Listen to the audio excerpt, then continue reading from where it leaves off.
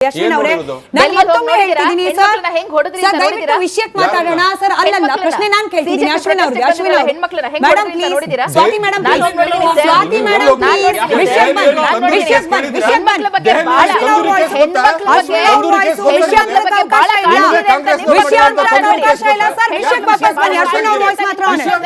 ಅಶ್ವಿನ್ ಅವರ ವಾಯ್ಸ್ ಮಾತ್ರ madam voice ಹೋಗ್ತಾ ಇಲ್ಲ ಥ್ಯಾಂಕ್ ಯು ಅಶ್ವಿನ್ ಅವರೇ ನಾನು ಮತ್ತೆ ಕೇಳ್ತೀನಿ ವೋಟ್ ಹಾಕಿಸ್ಕೊಳ್ಳುವಾಗ 2,000ನೋ 5,000ನೋ ಬಿಹಾರ ತರದಲ್ಲಿ 10,000ನೋ ನಾನು ಎಲ್ಲಾ ಪಕ್ಷವನ್ನ ಗಮನದಲ್ಲಿ ಇಟ್ಕೊಂಡು ಬಹಳ ಪ್ರಜ್ಞಾಪೂರ್ವಕವಾಗಿ ಪ್ರಶ್ನೆ ಕೇಳ್ತಾ ಇದ್ದೀನಿ 2,000ನೋ 5,000ನೋ 10,000ನೋ ಕೊಟ್ಬಿಟ್ರೆ ಮಹಿಳೆಯರು ಅನಾಯಾಸವಾಗಿ ವೋಟ್ ಹಾಕ್ಬಿಡ್ತಾರೆ ಮಿನಿಸ್ಟರ್ ಮಾಡಿದ್ರು ಅಷ್ಟೇ ಮಾಡ್ಲಿಲ್ಲ ಅಂದ್ರೂ ಅಷ್ಟೇ ಯಾಕೆ ಹೇಳ್ತಿದ್ದೀನಿ ಸರ್ ಎಲ್ಲಿದ್ದಾರೆ ಮಹಿಳಾ ಪರ ಹೋರಾಟಗಾರರು ಇವತ್ತು ಇನ್ಫ್ಯಾಕ್ಟ್ ಇವತ್ತು ರಿಪಬ್ಲಿಕನ್ ಈ ಬಗ್ಗೆ ಅಭಿಯಾನ ಮಾಡ್ತು ಅನ್ಫಾರ್ಚುನೇಟ್ಲಿ ಕಾಲ್ಗಳು ಪಬ್ಲಿಕ್ ಕಾಲ್ ಅಲ್ಲೂ ಕೂಡ ಒಬ್ಬ ಮಹಿಳೆ ಕಾಲ್ ಮಾಡಲಿಲ್ಲ ಸರ್ ಇಡೀ ದಿನದಲ್ಲಿ ಇವಾಗ್ಲೂ ಕೂಡ ಕಾಲ್ ಮಾಡಿದ್ದು ಇಬ್ರು ಪುರುಷರು ಅಂದ್ರೆ ನೀವು 2,000 10,000ಕ್ಕೆ ಮಹಿಳೆಯರು ವೋಟ್ ಹಾಕ್ಬಿಡ್ತಾರೆ ಹಾಗಾಗಿ ನಾವು ಮಂತ್ರಿ ಮಾಡಿದ್ರು ಓಕೆ ಮಾಡ್ಲಿಲ್ಲ ಅಂದ್ರೂ ಓಕೆ ಈ ತರದ ಮನಸ್ಥಿತಿ ಸದ್ಯಕ್ಕೆ ರಾಜಕಾರಣದಲ್ಲಿ ಇದೆಯಾ ಅಂತ ಸ್ಮಿತಾ ಮೇಡಮ್ ಬಹುಶಃ ನಾನು ಜಾತ್ಯತೀತ ಜನತಾದಳದಿಂದ ಹೊರಗಡೆ ಇಲ್ಲ ಕಾಂಗ್ರೆಸ್ ಇಲ್ಲ ಬಿಜೆಪಿ ಇನ್ನೊಂದು ಪಕ್ಷದಲ್ಲಿ ಇದ್ರೂ ನಾನು ನಿಜವಾಗ್ಲೂ ಇವತ್ತು ನಾನು ಈ ಚರ್ಚೆಗೆ ಬರಬೇಕಾದ್ರೆ ನಾನು ಥಿಂಕ್ ಮಾಡ್ಕೊಂಡು ಬಂದಿದ್ದು ಅದ್ರ ಬಗ್ಗೆ ಸ್ಟಡಿ ಮಾಡಿದ್ದು ಒಂದೇ ಒಂದು ಪೂಜ್ಯ ದೇವೇಗೌಡರು ಒಂದು ಮಹಿಳೆಯರಿಗೆ ತಂದು ಕೊಟ್ಟಂತ ಕೊಡುಗೆ ಇದೆಯಲ್ಲ ಇವತ್ತು ಪತ್ರಕರ್ತರಿಂದ ಹಿಡಿದು ಪ್ರತಿಯೊಬ್ಬರು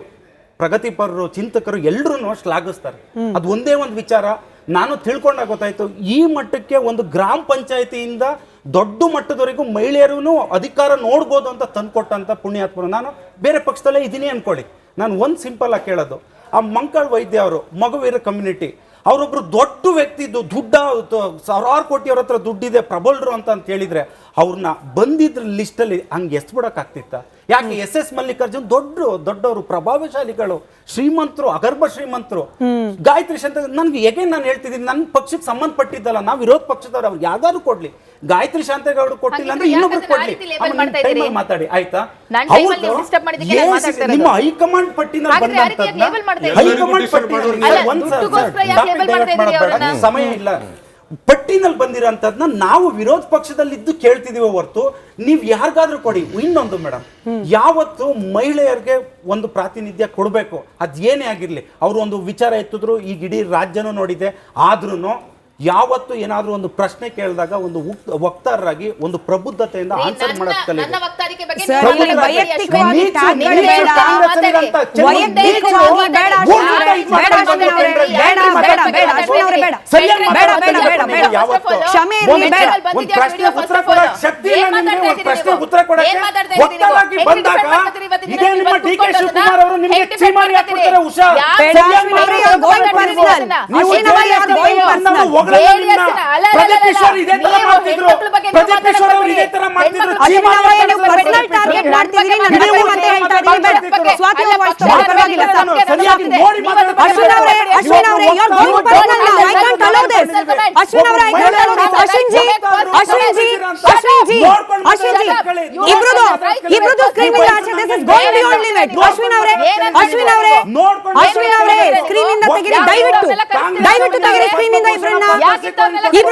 Ramakrishna sir Ashwin G I am not allowing this Ashwin G this is done serious ನೀವು ಒಂದು ಪಕ್ಷದ ನಾನು ಹೇಳ್ತಾ ಇದ್ದೀನಿ ಸ್ವಾತಿ ಅವರೇ ನಾನು ಹೇಳ್ತಾ ಇದ್ದೀನಿ ಅಶ್ವಿನ್ ಅವರೇ ನಿಮ್ಮನ್ನ ಕರೆಸಿರೋದು ಇಲ್ಲಿ ವಿಚಾರಗಳನ್ನ ನೀವು ತಿಳಿಸ್ತೀರಿ ಅಂತ ಹೇಳಿ kindly don't go personal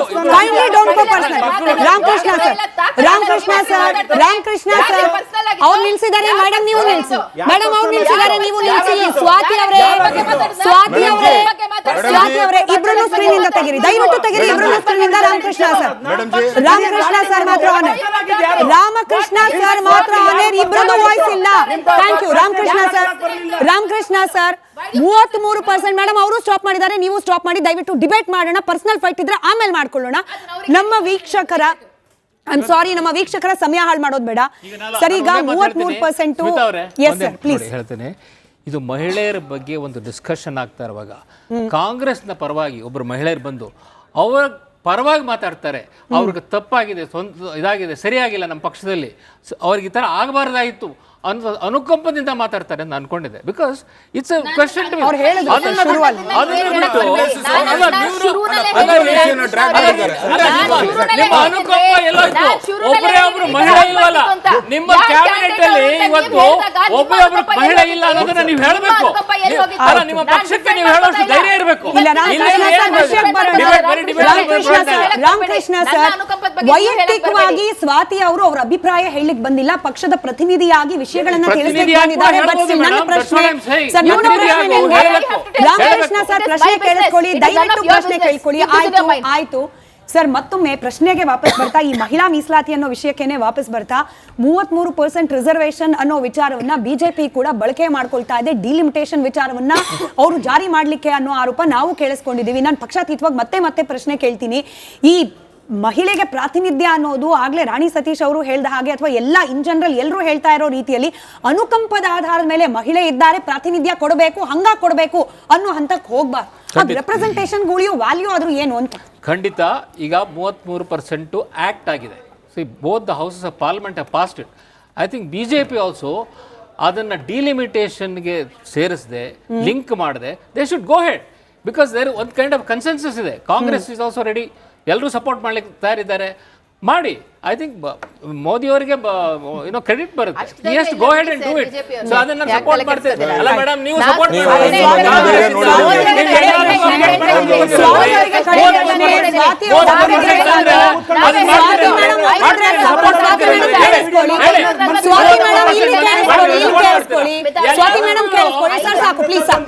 Swati ಅವರೇ, ಎಲ್ಲಾ ಮಹಿಳೆಯರ ಪರವಾಗಿ ನೀವು ಕೂಡ ಮಹಿಳೆ ಆಗಿರೋದ್ರಿಂದ ನನ್ನ ಒಂದು ಮನವಿ ಏನಂತಂದ್ರೆ, ನಾವು ಗಮನಿಸ್ಕೊಂಡು ಬಂದಿದ್ದೀವಿ 11ಕ್ಕೂ ಹೆಚ್ಚು ಮಂದಿ ಮಹಿಳೆಯರು ಮಂತ್ರಿಗಳಾಗಿ ಸೇವೆ ಸಲ್ಲಿಸಿದ್ದಾರೆ ರಾಜ್ಯದಲ್ಲಿ. Unfortunately most of them are women and children, ಅಥವಾ ಕನ್ನಡ ಮತ್ತು ಸಂಸ್ಕೃತಿ ಕೊಟ್ಟೇ ಇಲ್ಲ ಅಂತ ಹೇಳ್ತಾ ಇಲ್ಲ, ಬಟ್ ಮೆಜಾರಿಟಿ ಅಂತದೆ. ಅಂದ್ರೆ ದೊಡ್ಡ ದೊಡ್ಡ ಖಾತೆಯನ್ನ ನಿರ್ವಹಿಸುವ ಸಾಮರ್ಥ್ಯ ಕೂಡ ಮಹಿಳೆಯರಿಗೆ ಇದೆ ಅನ್ನೋದನ್ನ ನಿಮ್ಮ ಪಕ್ಷವೂ ಸೇರಿದಂತೆ ರಾಜ್ಯದಲ್ಲಿರುವ ಎಲ್ಲಾ ಪಕ್ಷಗಳು ಅರ್ಥ ಮಾಡ್ಕೊಳ್ಳಿ. ಯಾಕಂದ್ರೆ ನಮ್ಮ ವೀಕ್ಷಕರಿಗೂ ಅನ್ನಿಸ್ತಾ ಇದೆ 70% ಜನಕ್ಕೆ ಪ್ರಾತಿನಿಧ್ಯದ ವಿಚಾರದಲ್ಲಿ ಅಸಮಾಧಾನ ಇದೆ ಅಂತ ಹೇಳಿ. ಈ ಪ್ರಾತಿನಿಧ್ಯ ಕೇವಲ ಸಮುದಾಯಕ್ಕಲ್ಲ, ಮಹಿಳೆ ಪುರುಷ ಅನ್ನೋ ವಿಚಾರಕ್ಕೂ ಸಂಬಂಧಪಟ್ಟಂತೆಯೂ ಕೂಡ ಸಮಾನವಾಗಿ ಇರಬೇಕು, ಇರೋ ಸಾಧ್ಯತೆ ಅಟ್ಲೀಸ್ಟ್ ಒಂದಾದ್ರೂ ಕೊಡ್ಲಿ ಅನ್ನೋ ಹಂತಕ್ಕೆ ಬಂದಿದೀವಲ್ಲ, ಅಟ್ಲೀಸ್ಟ್ ಅದು ಒಂದಾದ್ರೂ ಆಗ್ಲಿ ಅಂತ ಆಶಿಸ್ತಾ ಸ್ವಾತಿ ಅವರೇ ಥ್ಯಾಂಕ್ ಯು, ಧನ್ಯವಾದ ಎಲ್ಲ.